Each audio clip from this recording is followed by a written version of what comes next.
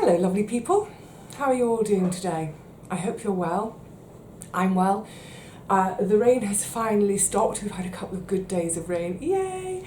So I shall be racing off to the garden shortly, but before I do, I thought I'd make this video today that I've been talking about for a little while, all about online selling, because a number of you have been asking about it, and it's a great bit of a side hustle, let's face it. I'm going to be talking about side hustles later in our low spend series, but yeah, so today, online selling. I have made a few notes because I don't want to forget things, so excuse me if my focus is dipping down. Whatever it is you want to sell, I think online selling is a relatively quick and easy way to do it. There are other options for selling your items, of course, markets, fairs, craft stores, that sort of thing. Just a quick word on that, because I did look into it about 2 years or so ago. No, it must be 3 years ago because it was before lockdown. In terms of thinking about my sewn products, specifically bunting. By the way, folk have been asking, no, I'm sorry, I just have not had a chance to make. Really, in terms of sewing, that's something that I have to do over the winter. I am going to get on it, and hopefully I might have bunting ready in time for selling for Christmas gifts, whether it's a gift to yourself or to someone else. But yeah, I haven't had a chance. But back to selling. Yeah, I did look into selling at craft fairs because we have quite a few go on in my neighbourhood, sort of within, say, a 10-mile radius of where I live. And I thought that would be a great way to sell, and also it's nice because it's face-to-face interaction. There's no having to do the postage and all that. However, it gets a little bit convoluted because there are all sorts of, insurances, public liability insurance. Obviously you have to pay for your stall for the day. And to be honest, I looked into the cost of the public liability insurance, and I just thought it wasn't worth it for me at that time, because I think I worked out I'd need to do something like, 20 fairs and sell X amount at every fair to make it worthwhile. And I just didn't see myself having the time to do that number of fairs. But excuse me, if that was my full-time job, if sewing was my only job, in other words, I didn't do the garden, I didn't do YouTube, didn't do all these other things, then it's something that I might look at, or I could have looked into. Anyway, so I decided for me the best route was to do my selling online via my own website.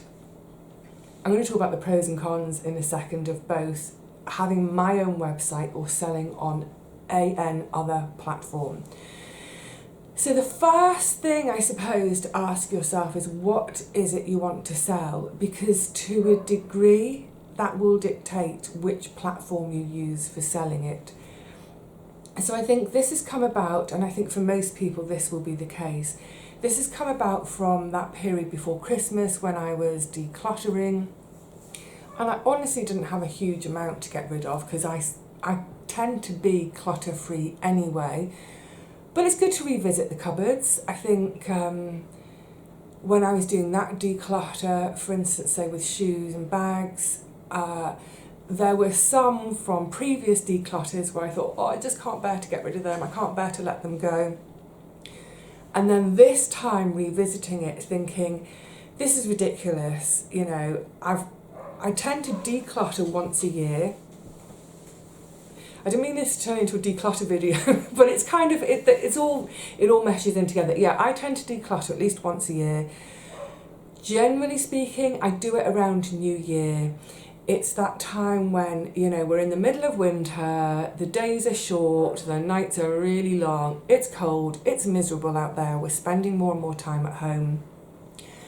And for me, it always gives me that sense of a clean slate to start the new year with. So yeah, I pretty much have a declutter every year, kind of around New Year's Eve, New Year's Day. There comes a point though when, like I say, with this most recent one, say with some of the high-heeled shoes in particular, I hang on to them at each declutter. I think, no, I can't bear to part. 10 years later, I still haven't worn them. I'm never going to wear them again. High heels and knees do not go together. So yeah, decided they're going to go. And I talked at the time about putting things on eBay, and that's what I did.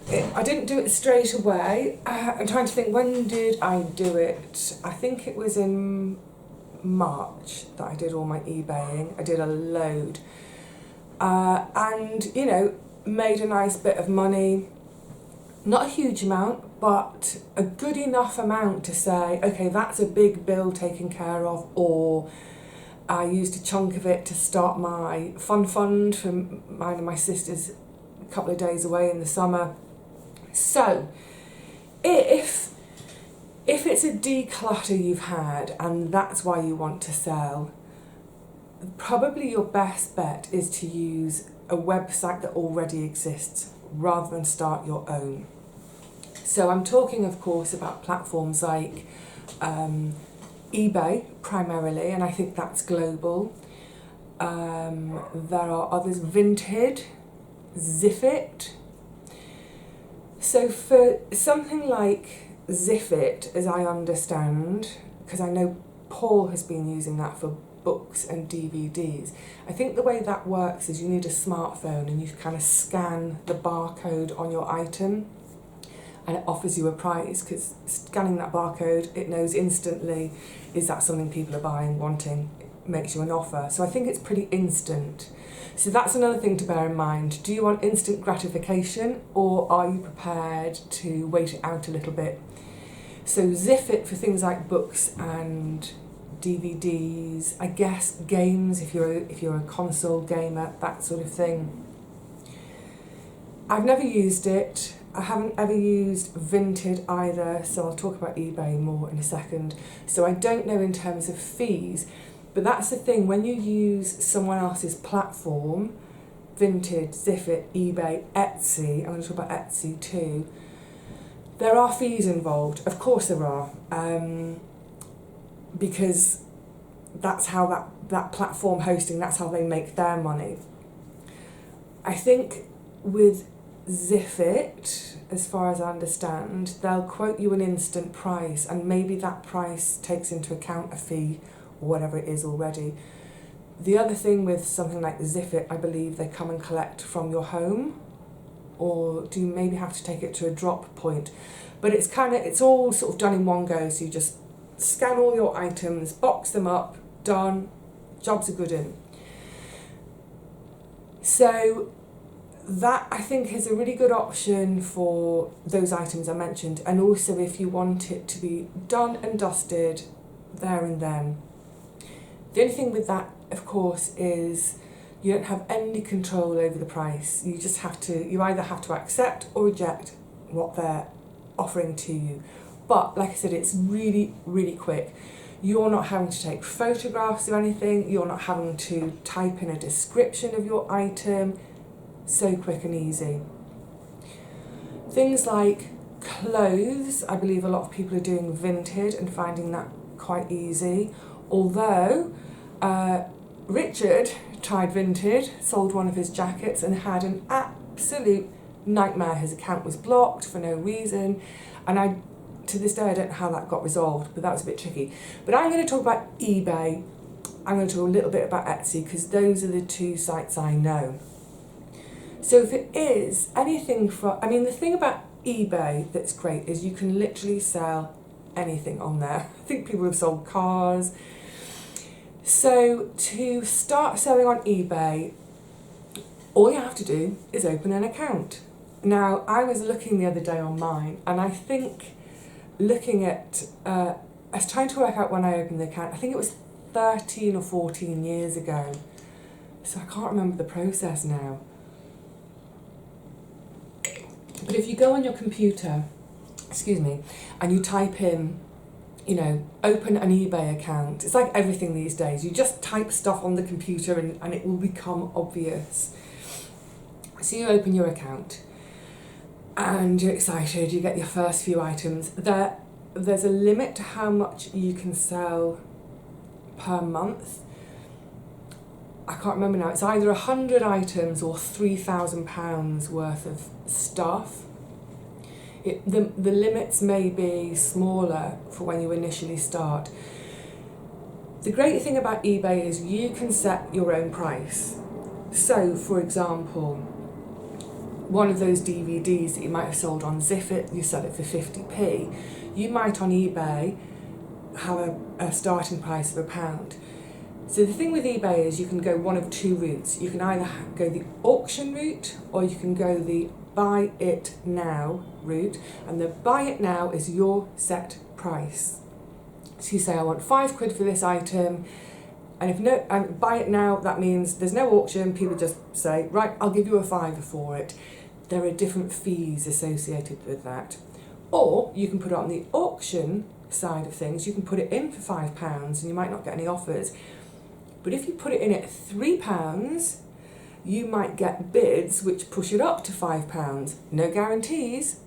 But yeah, so I always go the auction route, because normally when I'm doing eBay, it's more about just getting rid of stuff. It's not about making a load of money. If you've got a precious item, I've sold some bigger ticket items on there in the past, sort of antique-y type things. You can do a sort of reserve on it, so if that's not met, you won't sell it. You're not going to lose £100 item for £1. You can give it that, like I say, that reserve. So you've opened your eBay account, you want to start selling online. What do you do? So you'll need two things, well, a couple of things really. Whatever the item is, you're going to need photographs of it. The more photographs, the better. On eBay, I think you're allowed 12 photographs for free. And if you want to do more than that, then you pay a fee, an extra fee. 12 photographs, I think, normally does it.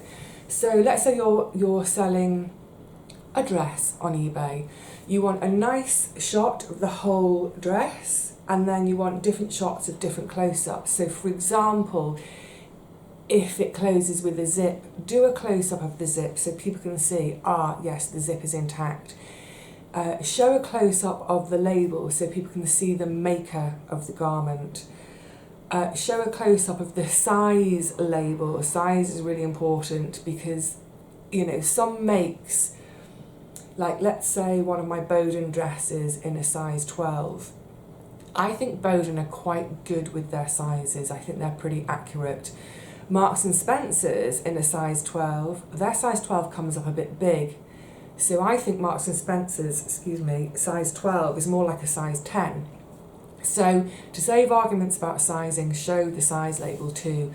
Have close-ups of any details, like if there's a pocket, buttons, that sort of thing. And really importantly, if there's a fault with it, if one of the seams has popped a bit, well, I would suggest if a seam has popped, get the seam sewn up before you sell it. But if it's had a repair even, show that in the photographs. Don't try to ignore its fault. So things like selling shoes, do close-up shots of the heel so that people can, and the sole of the shoe, so that people can see the wear on them. Because even if you've only worn a pair of shoes 3 or 4 times, there'll be a little bit of wear. And if you don't show it and don't describe it, that gives people an argument to want a refund, that it's not what they were expecting.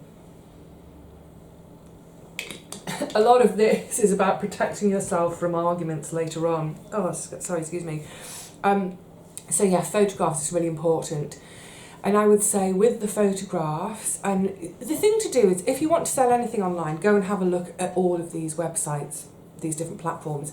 Think to yourself, think of something you might like to buy, a dress, for example, and look at how, let's take the example of the Bowden dress. Have a look at Bowden dresses on, I don't do it know as if it do dresses, but have a look on Vinted, have a look on eBay, have a look on other sites if there are other sites, and have a look at multiple listings and see which one catches your eye and think about why that listing caught your eye. And I think a lot of the time it's all down to the photograph. That's your shop window. So it's worth taking the time to get your photographs right. For example, the light. Natural daylight, lovely. The styling, think about styling. Think of yourself as a shop stylist. So for example, I've got my mannequin and I bought that years ago, originally for online selling, because I was selling a load of vintage, like really beautiful vintage clothing. And, you know, a lot of people will put their vintage clothing on a hanger and just hang it on the wall. Yeah, you can't really get an idea of an item, but then when you put it on a mannequin, you can really see, you know, does something cling, does it flip out, that sort of thing. So if you're going to be selling a lot of clothes, it might be worth investing in a mannequin. I also do all the tricks in the book that shopkeepers do too. So if I'm doing a front shot of the mannequin, if it's bagging out a bit, I'll use a bulldog clip around the back just to hold it in, to accentuate the waistline of a garment. If the sleeve's looking a bit wonky, I might use pins into the mannequin just to get it set just so that when I take the photograph it looks absolutely at its best. So yeah, the photographs are really important. I think whatever site you're selling on, really think about those photos and showing the details. And then on eBay, I don't know how it is on other websites, but you also need to type in a description of the item. Now eBay gives you lots of sort of tick boxes to sort of guide you. It's very guided. Put it this way, I'm always saying that, you know, technology terrifies me. Oh, I don't know what I'm doing. But I've managed to do all these things over the years without any guidance, without anyone showing me how to do it. You can work it out as you go along. It's quite, it feels very logical. With the description, obviously you're going to say what the item is. Bowden dress, size 12. Sometimes you might want to include the length of a dress, 'cause, you know, sometimes even on the mannequin you can't quite tell where would that person's knees be. If you've got a friend who can model for you, great. But also in the description, you know, point out all the great things about it, you know, hardly worn, or it's new, it's still got its tags on, but also mention the faults. If it has faults, you have to mention them, because otherwise firstly, you wouldn't want to receive a faulty thing that you've been. Think about what you want when you're buying from one of these sites. If it arrives and there's a fault with it that was never mentioned in this description, you're going to feel pretty miffed, aren't you? So do mention the faults.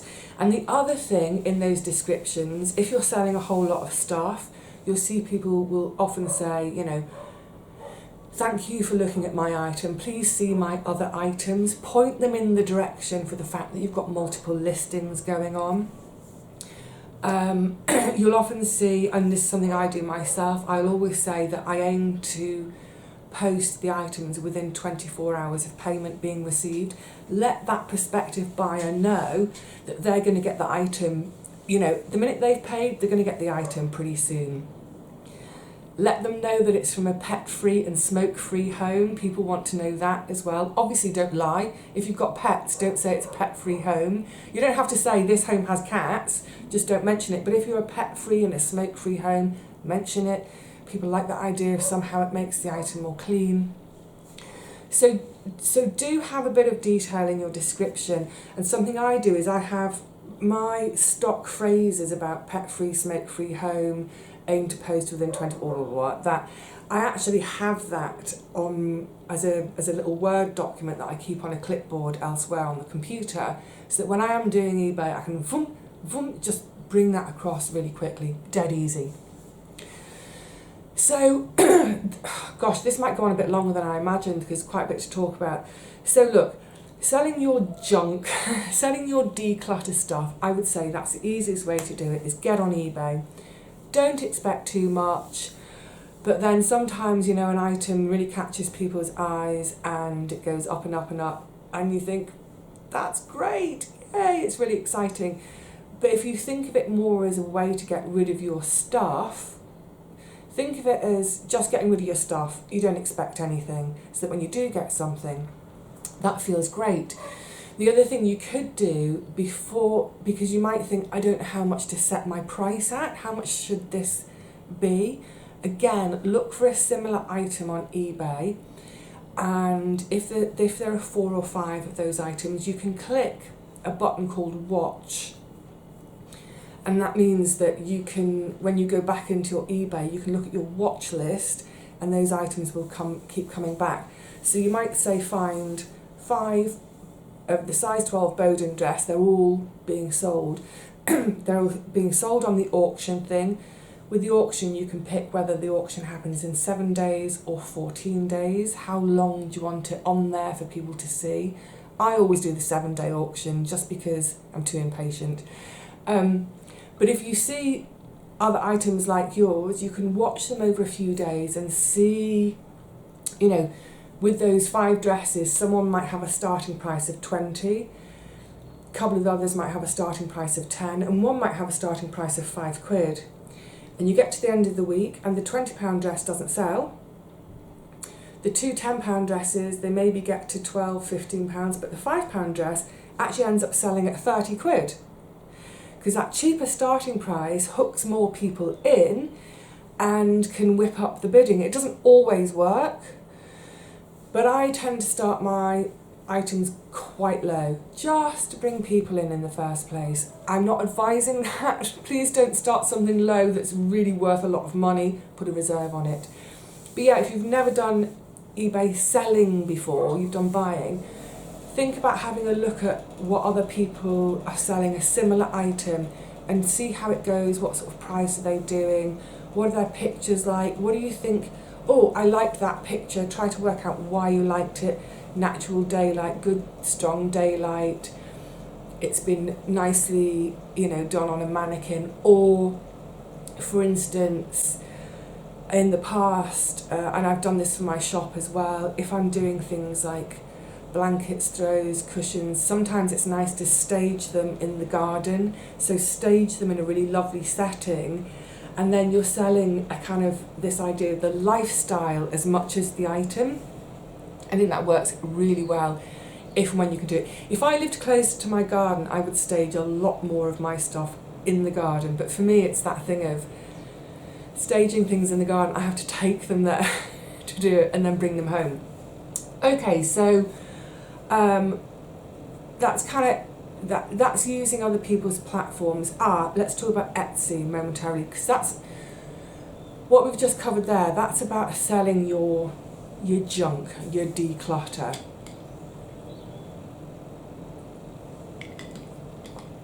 Now, what if you're a crafter? And I think this is the area that a lot of you are going to be interested in. You do your knitting, you do your crochet, your quilting, your sewing. So you can do those things on eBay, and you can, I believe, do an eBay setting where you're a business rather than just me as an individual selling my junk. You go the buy it now route, it's a set price, and you can do it as a business. I think there are different fees involved with that, and the fees might be more expensive.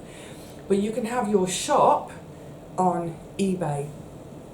Likewise, Etsy, which I'm sure a lot of you have heard of. So Etsy, I believe it started out specifically for crafters, whether it be stitches of any description or soap makers, balm makers, all of that sort of thing. I think it's grown now, and that people do sell junk, I say junk, not junk, vintage items. So it's second-hand items, but they are vintage or going into the sort of the antique side of things. the more sort of unique items. So not your everyday second-hand copy of your Dan Brown book paperback, but more like your Virginia Woolf hardback first edition. Do you see what I mean? So the difference between a paperback that you might sell for £1 or a hardback first edition that you might sell for £400 or £500. So yeah, Etsy is a great platform for the crafters because it's a more sort of focused audience. You can get, again, like eBay, you can get going on it straight away, but a quick word in terms of, say, balms, soap makers, that sort of thing. There are some really, really important sort of rules and regulations about selling anything like that, any homemade, either food product or beauty product. Yeah, there are some pretty stiff regulations. If you go online, again, you can go online and, actually I've got my computer on. I wonder if I've still got mine on bookmarks. I can give you titles of things to look at. Okay, so if you key in things like, actually Richard did this for me at Christmas, bless him, New Year's, because we were talking about me selling balm online, but you have to look at, you know, your guide to selling cosmetics legally, how to sell your products legally. That was an article in Soap Making magazine. The legal stuff, what are the rules for selling cosmetics? There are rules and you must do them, otherwise. So if you've been making balm, like I have, and you think, oh, I should just sell this. People say to me all the time, why don't you sell it in your shop? The reason I don't sell it in my shop is because there's quite a lot of hoops to jump through first. I may get there one day. I may do it if I ever get a bit more time. That's always the thing for me, is time. But yeah, there are rules. I'm going to talk a little bit more about this when we talk later in the year in our low spend series. I'll cover it more then. I get all this stuff printed up so I can show you properly. But yes, so Etsy, it's a great site for selling crafts and your homemade items over and above eBay. I think I prefer, if I want something like that, I go to Etsy. I just think the quality of products, it all looks great. Let me just show you something. Hang on a tick. I'd been planning to talk about this in a different video, but this is the perfect opportunity. Oh my goodness, my favourite smells is rose and geranium in this. Is it? Yeah, rose and geranium. Love it, Pelargonium geranium. Love it. So this is a Flower Garden clay soap. Lovely gift with, the oats, milk and honey is in use. So this is from Sharon. Her company is the URB Soap Company. I will put a link in the more info box below the video. I'll put a link for her Etsy shop. Oh, it's so lovely. Let's not get distracted. But one of the things I was mentioning about all the rules and regulations is all the ingredients, batch numbers, all this kind of thing. But we will talk more about that. Please someone remind me, I don't want to forget. But that's a great example of using Etsy to sell your homemade products. Brilliant. My mind's gone a bit, what was I thinking about? I don't know. So that's kind of covering all those platforms where the platform exists already and you put your stuff onto it. There are associated fees. Just to bear in mind as well, just to say very quickly, and then I'm going to talk about my website and why I went that route and the pros and cons. The one thing to bear in mind with online selling, I've kind of briefly mentioned it with Zip-It and the speed of it. It does take up time. So let's say you're working full time and you've done your declutter and you want to do your online selling, great, evenings and weekends. But it does take a bit of time because you need time to do all your photographs and, you know, one item, 12 photographs. And generally speaking, when I'm photographing items, I might do 20, sometimes more photographs for an item. but then eventually only 5 or 6 of those photographs get used. Sorry, excuse me, itchy nose today. So you need time to take your photographs. You need time to do your uploading and your description, and things like thinking about the time to take measurements of things. So obviously with clothes, it comes with a size label to it already. But if it's something like a vase, how tall is the vase? What's the diameter? You need all those kind of measurements in your description. You also need to think about weighing the item. I should have said this as well. Go to your local post office and get a parcel price guide, because you're going to need to know how much to charge for postage. So on eBay, there's a kind of a drop down menu that you can tick. So you're not setting the price, but you need to know, am I going to send it a second class small parcel? Is it going to be a small parcel or a medium parcel? So you need to think about the size. Once it's packaged, what will the size be? So if you go to the post office and get the price guide, that also has a size guide in it.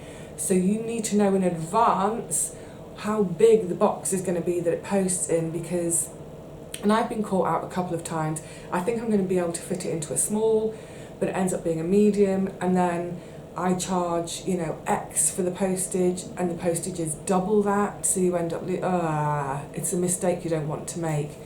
So yeah, it does take time. Photographs, measuring everything, weighing everything, and then of course the time it takes to then upload the photographs to whatever platform it is, to put your description in.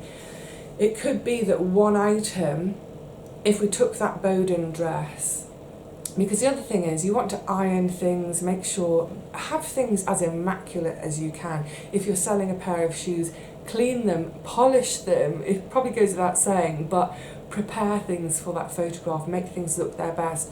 If it's crockery, make sure you've washed it, give it a really good scrub out. If you're selling a beautiful old teapot and maybe there's a little bit of tea staining inside it, you can always use hydrogen peroxide to clean it. So yeah, get everything cleaned. And then with things like crockery, before I put anything ready to photograph it, I use a soft tea towel, a really old tea towel. I just give everything another buff over so that there are no finger marks on it for the photographs. So yeah, all that stuff takes time, so you need to account for that. That's the joy probably of something like Ziffit with books and CDs and games and stuff like that, is you don't have to do any of that. It can be in whatever state, as far as I know. You're not taking photographs and describing it, you're zapping the barcode, putting it in a box and they collect it, you're done. But like I said, for that you're not going to get as good a price possibly. So the time for things. Then don't forget to think about the cost and the time involved with wrapping your parcels. So I try to use as much second-hand packaging as possible. In other words, I try to reuse boxes. I was mentioning the other day, my friend who keeps her Amazon packaging for me, another friend passes bubble wrap onto me whenever she can. I just scored a massive sack of, the kind of the wiggly, squidgy things for packaging. They're not the biodegradable ones, unfortunately, but they were putting, it's from one of the local shops, they were putting it out for rubbish. It's like, no, I'll have it, let's reuse it. So you're either going to be spending time asking your friends and neighbours for packaging and going around and collecting packaging from people, takes time, or you're going to be going out and buying new packaging. So there's a cost involved whichever way, either the cost to buy new or the cost in time to go around collecting from other people. And then finally, the other time involvement is, you make your parcels up, that can take a bit of time, and then you've got to get them to the post office, so there's a bit of time involved there too. So if it's for your decluttering, great, your expectations are kind of low, but if it's for those of you who are crafting and wanting to make this, a cottage industry, a business on the side of of maybe a business on the side of what you're currently doing, but eventually you'd like to, you know, jack your job in and do your cottage industry full time, yeah, do factor in things like the time it takes is huge. So it takes time to make your item, of course, but then the time involved in photographing, wrapping, packaging and going to the post office can be a real chunk of time. And during the time that you're doing all that, you're not earning by creating more. So all of the time you're doing that, that's time away from your sewing machine or your knitting needles or your bain-marie in the kitchen where you're making your balm, etc. Now, I don't mean that all to sound really negative. It's not negative. For me, it's a joy selling my items. But it's just, you need to factor those things in, that to make a living selling online is it's hard work.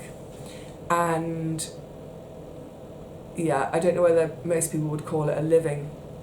If you're just looking to make a few extra quid to cover one bill, whatever it is, you know, a one-off bill, great, go for it. Well, yes, and this is another thing to think about. Every parcel you send out is going to need to have a return address. So if the parcel gets lost, hopefully it can make its way back to us. I've only had that happen twice in 4 years, where a parcel, for whatever reason, wasn't delivered, found its way back to me.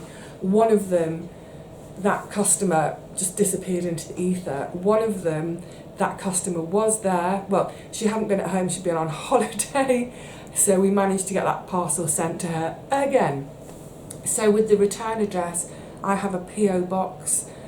I just felt when I was starting things, I didn't want to use my own address. I don't know why, I just felt a bit odd about just giving my personal address out to complete random strangers. That's my personal choice, that's all. For eBay, it is my personal address.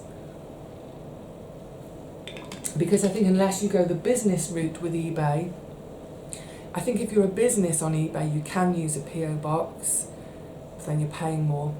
For an individual, you don't. So that's another thing to factor in, is the cost of a PO box. Mine costs me, I think, I'm just trying to remember off the top of my head, I think it's about £30 a month. The reason I'm hesitating, because I normally know all my bills, is I pay it up front for the whole year, because it's much cheaper to pay for 12 months rather than pay for it monthly. Yeah, it's 30. So what I do is every month I always set aside 30 quid, so that when that annual bill comes up, and it's about to come up, it's in 2 months, I know when the bill is, by the time that the next bill comes around, I've saved up the 360. Is it? I'm sure it's 360 a year to pay it. So yeah, there's that cost. Now, so the other way of selling online, which is what I chose to do, is via my own website. I would say probably for most of you, so for decluttering, it is not worth it doing your own website. For those of you with your cottage industry, smells so gorgeous. It's sulfate free, you know, it's the sodium lauryl sulfate, paraben free, but it lathers beautifully. Thank you, Sharon. I've lost my train of thought again. Yeah, for junk, I would say that your own website is absolutely pointless, because there are costs involved. I decided to go that route because I just felt I wanted to have complete control over the look. I didn't want to be on a website where there were any other competitors, because one of the reasons was I looked on Etsy at bunting, and oh my goodness, there's just hundreds and hundreds and hundreds on there, and I thought I can't compete. And there were some that were so cheap. I mean, they were cheap because they're sort of single-sided, they're not even hemmed, they're just cut out with pinking shears. They'll go tatty in no time. But even so, and they're on, you know, they've been sewn on bias binding rather than on proper webbing. you know full well that before the season is out, that will have snapped. I've had it gifted to me, done like that, and they snap, they're rubbish. But, and because of that, they're really, really cheap. And I felt like there was no way I could sell that cheaply. My materials cost more than some people were selling for. And I just felt like if I was on Etsy, I may do it at some point, if I was on Etsy, if someone goes on there to search for bunting and they see a string of bunting for $5.99 as opposed to mine at $20, they're going to go for the cheap, because people always go for the cheap. I don't necessarily think that's true now. I think people can see quality and will pay for quality. I'm not sure. But yeah, so I decided to go on my own website, and that gave me control both in terms of the look. I'm not amongst a million other competitors. It's just my stuff. There's a cost to that. Obviously the PO box is one, but also the website is free, and it was dead easy, well, easy-ish to set up. It's with WordPress. There are all sorts of free website options out there. If you want to go that route, have a look. I say easy, it wasn't, I think for a lot of people, because I think a lot of you are way more computer tech savvy than me, again, it's one of those instances where I say, if I can set this up on my own, anyone can, honestly. So that was free. But so I started the website way before I started the shop, coming on to that in a second too. So to do the shop, I had to buy a plugin in order to have that whole thing of where it's a whole kind of processing thing, isn't it? So physically what I do for the shop is I upload the photographs, I type in, I do the description, but then when an order comes in, there's the shop, the plugin has all its own algorithms. So I also have to do this massive thing in the back end, all to do with postage, which honestly is a bit of a nightmare to work out. But yeah, once I get an order, the thing in the computer, it calculates everything for someone, you know, the price of the item plus the postage, it works the postage out, it bills them, all of that happens automatically. My inventory, that automatically says there's no stock left, all that kind of stuff. So it's, you know, it's great, but it costs, and that's £30 a month as well. So between the PO box and the shop plugin, it costs me 60 quid a month to have my shop. So you've got to ask yourself, am I going to make £60 of profit, not £60 on my items? You might say, well, that's only 3 strings of bunting a month. But 20 quid for the bunting, that 20 quid, you know, there's nearly £10 of costs involved, you know, materials and things. So that's why I caution anyone about going the route of their own website. It's great in terms of control and look and all that. Now, the other thing with that website to bear in mind is, I'm trying to think when I opened the shop, it was summer, I had a bit of a soft opening.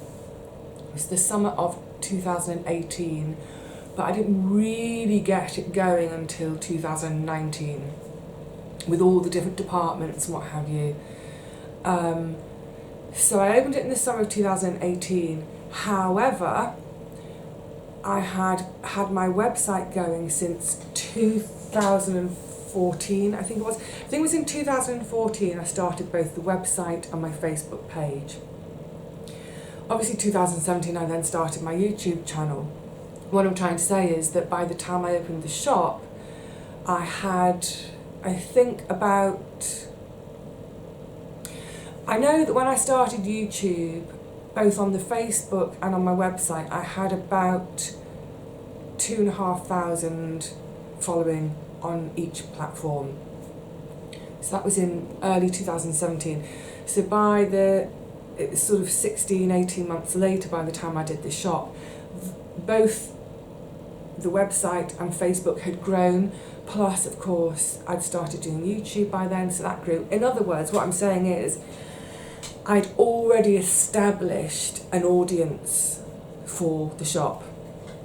And that's, and basically the vast majority of my customers are you lovely people.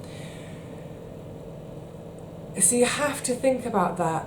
If I would say, if you haven't done any social media at all until now, if you are doing your cottage industry rather than your junk selling, it would probably be better to start off on a platform like Etsy, because total strangers browse it.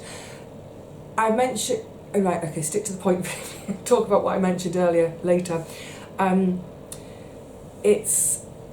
There are fees to pay, but it's way less of a financial risk than, if I opened my £60 a month shop on my website and nothing sold,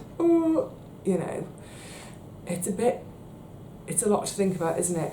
So yeah, using a platform like Etsy is kind of safer. You're going to have an audience straight away, because anyone who goes onto Etsy and looks up handmade soap, Sharon's stuff is going to come up amongst that.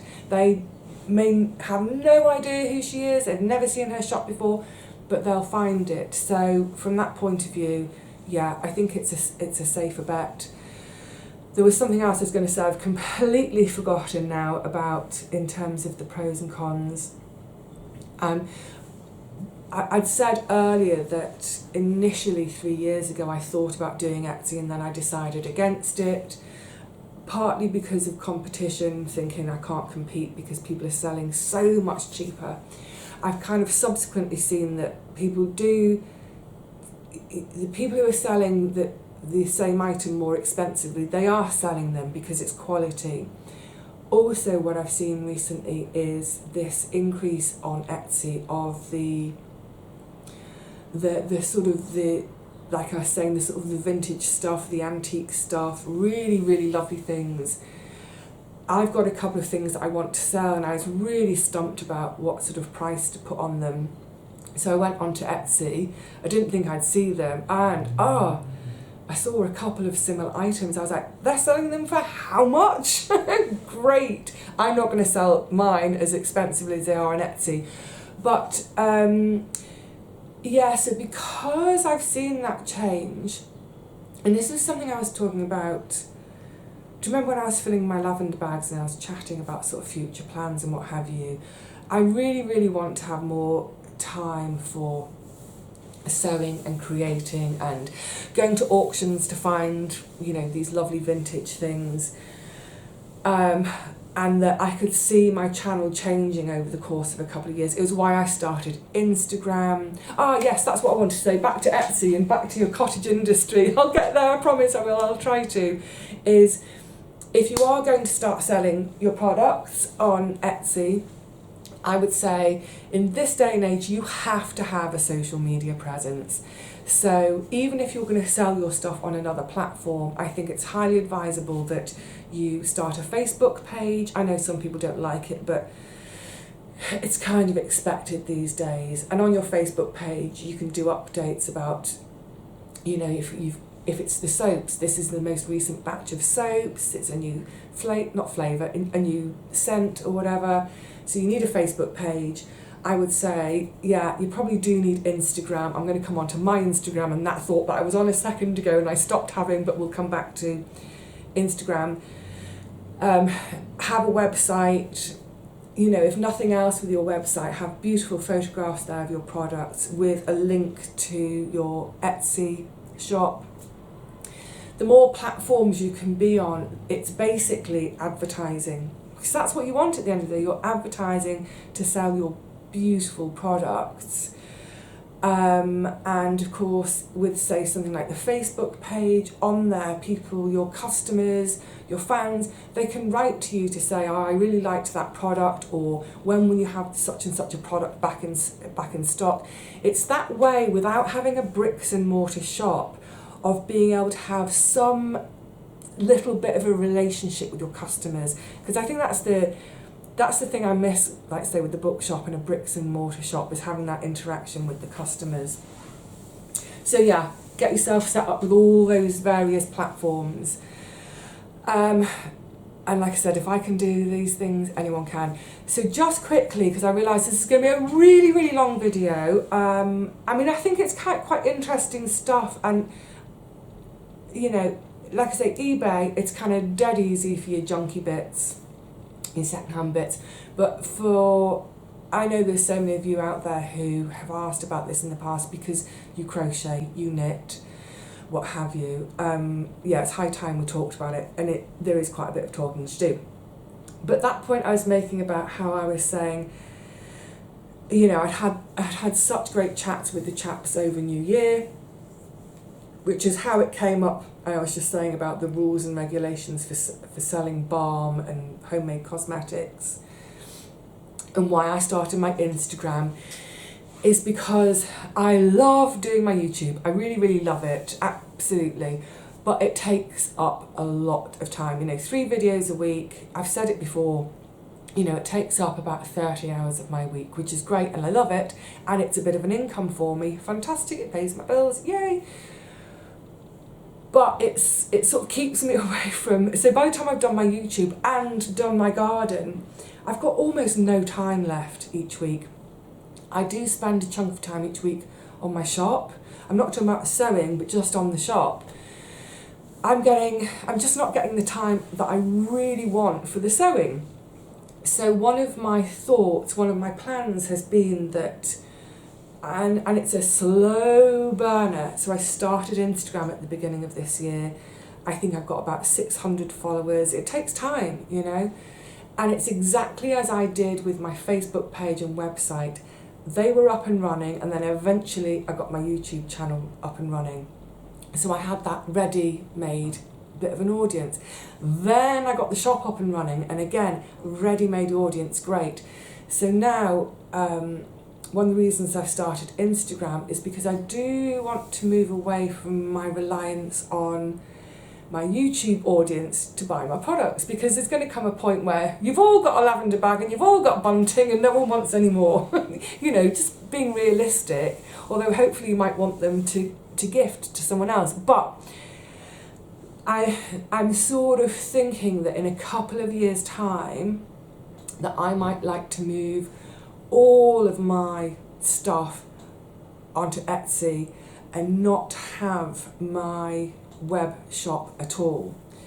I have to look at the fees and weigh it up, and I think if I do go that route, I will certainly have an overlap. I won't just stop my shop dead in its tracks and do Etsy, because maybe Etsy wouldn't work for me. But yeah, what I'd eventually like to do is I need to reach a wider audience with my stuff, and Etsy seems to be the way to go. I do occasionally get purchases from the shop from people who've no idea who I am, that I have a YouTube channel. They have no idea. They find my website for whatever reason, you know, whatever keyword they've typed in that they're looking for, and they find my shop that way. But yeah, I'd like to move away from relying on YouTube as a sort of, as my customer base. I also want to, over time, I said I wasn't going to talk about these plans in case they don't happen, but I am heading towards wanting in time to sort of slightly reduce my YouTube, maybe 2 videos a week. Maybe, like Kate, just do a video on a Sunday. I love Kate's setup. It's great, last homely house. So just by reducing YouTube a little bit, just give myself more time to do my creations, be creative. And hopefully be able to do more sewing, but I'll need a bigger audience for selling. So yeah, maybe go the Etsy route. So it seems that all Etsy sellers have Instagram. That was one of the bits of research I was doing last December or so, and I've been really, really resistant about doing Instagram. It's like, it's just another bit of social media to take care of. But then, you know, it was Richard who persuaded me. We had such a great conversation, and light bulbs were going ping, ping, ping all the time. He was talking to me, and I thought, this absolutely makes sense for me in terms of laying the foundations now for changes in a couple of years or so. The changes may be in 3 or 4 years, I don't know. But yeah, lay the foundation now so that there's something to build on as the years come along. So yes, gosh, this has been a really long one. Apologies if it's too long for most people's taste, but there are so many things to consider, and I think if you're a home crafter, I know there's loads of you, have a go. There's no way you're going to know if it's going to work or not unless you have a go. Have a go in the safest way possible with the least financial risk to you, and that is on someone else's platform. Yes, there will be fees, but not the whopping fees I pay for mine. And obviously, I wouldn't be paying 60 quid a month unless it was worth it for me. And it does balance out. I still sell enough to make sure that it's actually paying for itself and then paying me a little bit. But yeah, have a go the safe way with, say, something like Etsy. Think about if it's something you are thinking about. Okay, in a nutshell, we'll do it in a nutshell. If you're thinking about doing your cottage industry and selling online, let's have a tick box exercise. Let's do some research. Look at your items or someone who's selling similar items to you online on something like Etsy. What are they selling for? Which ones, when you're looking, catch your eye? How have they been photographed? How have they been staged? If you like one of them, have a closer look. What other social media are they doing? Have you got social media set up already? If you haven't, think about setting up Facebook, Instagram. I don't know whether Twitter is worth bothering with, because what we're doing is so visual. Our sort of social media presence should really be all about the visual images, because that's what's hooking people in. Do some practice photography of items, even if it's not the stuff you're going to sell. If you're going to sell knitwear, for example, start practicing now with some ready-made knitwear that you've got, as in shop-bought knitwear. Practice photographing it. How can you photograph it to make it look beautiful? How could you photograph it to help make it stand out from all the other people on Etsy, for example? This isn't a paid promotion by any of these platforms, I assure you. So yeah, lay the groundwork, lay the foundation, work on building up your stock. Think about things like, what are you going to do in terms of packaging, because that can get really costly. There are some bits of packaging I use that are brand new, like the paper. I buy a massive, I can't even show you one, these huge rolls of my packaging paper. Where are you going to keep stuff? How are you going to organise your space? How are you going to organise yourself when orders come in? Where will you wrap and parcel things up? Have you got a dedicated space at home? Can you make a dedicated space at home? Have you got a spare bedroom you can do all this in? Maybe the spare bedroom's full of junk. Why don't you clear it of junk, sell all the junk on eBay, and then ta-da! You've got your room for your business. Anyway, I hope actually I've enthused you to have a go, because I find it really, really rewarding. I find it rewarding selling stuff on eBay for pocket money for an unexpected bill or an unexpected trip with my sister. I love it. I love watching the bids go up, but I also keep my expectations low. I absolutely love selling stuff through my shop, both the vintage pre-loved items or my own sewn creations, whatever it is, or seeds and all those different things I've done over the years. I really, really find it rewarding. So yeah, have a go. Do your research, do your preparation, and then have a go. You know what, it might be worth looking at, maybe if Etsy do like a 1 month trial with reduced fees and stuff. I don't know if they do, but yeah, worth having a look. Whatever you do, if this is something you've been thinking about for ages, stop thinking about it, start planning for it, and start doing it. Yay, good luck. Right, I need to shut up, this has been so long. Thank you so much if you've stayed the distance with this video. I'll see you all again really soon. Really need to get back to the garden. We'll do some stuff in the garden.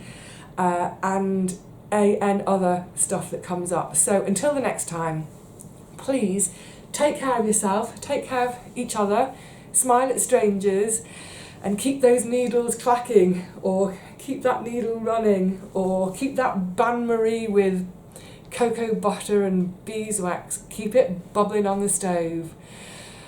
Cheerio, everyone.